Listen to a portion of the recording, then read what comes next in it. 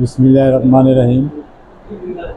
আমরা পর্যাপ্ত পূর্ণ নিরাপত্তার ব্যবস্থা করছি এবং হাটের যে মালিক পক্ষ থেকে আমরা পানি সরবরাহ এবং ভলেন্টিয়ার এবং যেখানে যেটা ব্যাপারীগুলো লাগে সেটা আমরা ব্যবস্থা করছি, টয়লেট ব্যবস্থা করছি, পশু ডাক্তার ব্যবস্থা করছি এবং যাতে তাদের কষ্ট না হয় এই ব্যবস্থাটা নেওয়া হয়েছে।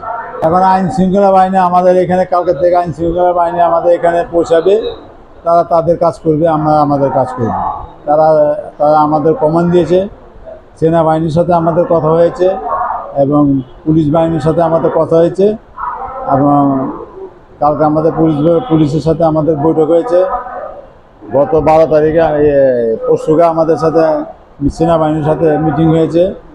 তারা বলছে আমাদের পর্যাপ্ত নিরাপত্তা দিবে এবং পাশাপাশি আমাদেরকে যে কোনো সমস্যা হলে তারা বলছে আপনারা রিং দিবেন, মোবাইল নম্বর দিয়ে দিচ্ছে, তারা সাথে সাথে চলে আসবে। হাটের ব্যাপারীদের জন্য ব্যাংকিংয়ের ব্যবস্থা করছি যাতে তাদের টাকা পয়সা সুবিধায় পাঠাতে সুবিধা হয়, এই ব্যবস্থাটা আমরা নিয়েছি। আমরা বিগত সরকার আমলে ছিল 17 বছর যেভাবে ওরা লুটপাট করে খেয়েছে, মাত্র 16 লাখ টাকায় গায়ে ডাক খেয়েছে। আর প্রতিটা ঘাটের মধ্যে প্রতি বছরে স্ট্রাইক হয়েছে 16 লাখ টাকা করে।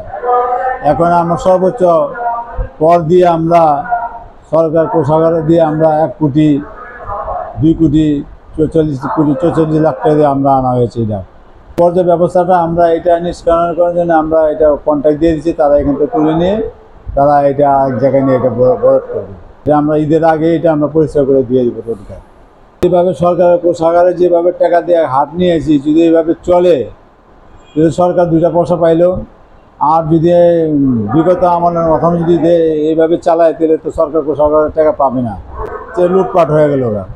তা আমরা সেটা করিনি। আমরা যেভাবে ন্যায্য সরকার কোষাগারের টাকা দিয়ে আমরা হাট নিয়েছি, সেই হাটকে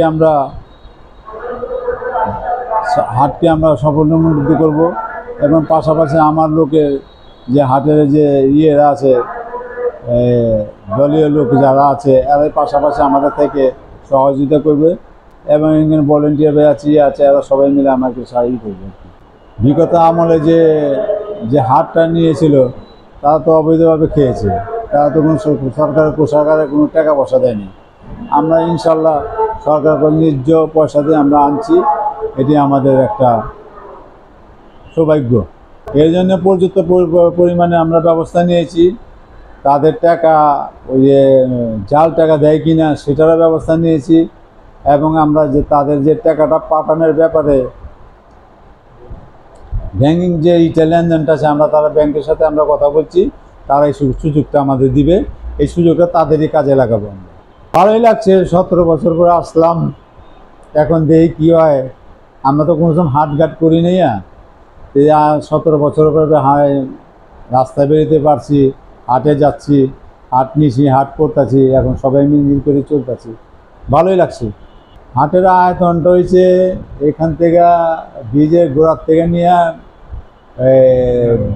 নাগরমহলঘাট থেকে নিয়ে এই বেড়িবাঁধ পর্যন্ত, বেড়িবাঁধের থেকে আমবাগিচা বালুর মাঠ আছে সেটা আমার মূল আমার এই জায়গা করছি। আমরা জায়গায় ব্যানার পাঠাচ্ছি, তাদের দাওয়াত দিচ্ছি, আমরা লোক পাঠাচ্ছি, গ্রামে হাটে হাটে লোক পাঠাচ্ছি, আপনারা আসেন, আমরা পর্যাপ্ত নিরাপত্তা দিব, আসেন, কোনো সমস্যা নেই। ব্যাপারী রাস্তাতে আমাদের উপর নির্ভর করে আস্তে আস্তে, বাকিটা আল্লাহর ইচ্ছা।